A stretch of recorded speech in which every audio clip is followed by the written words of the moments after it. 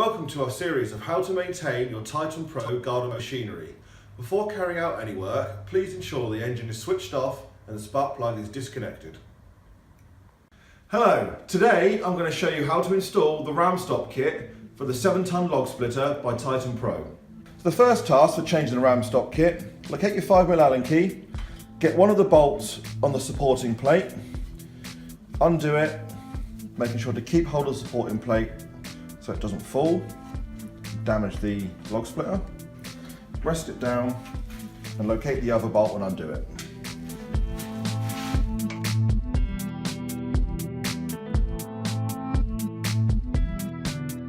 Next task for installing the ram stop kit, locate one of the sides, line up the holes on the support plate, making sure the cutouts are towards the pushing head.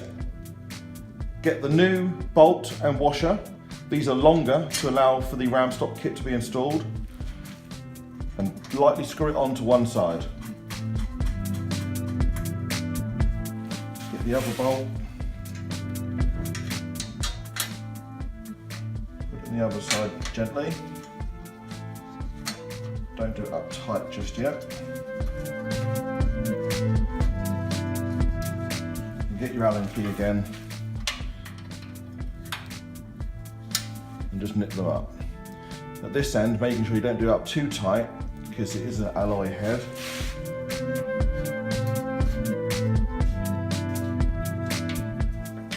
That's one side installed. Repeat these steps for the other side.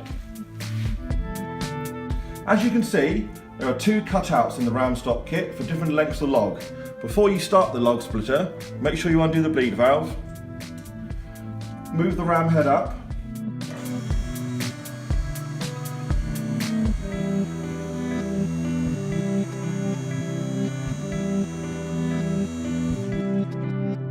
and then insert the bridge into whichever one you need it to be in, and then let the handle go.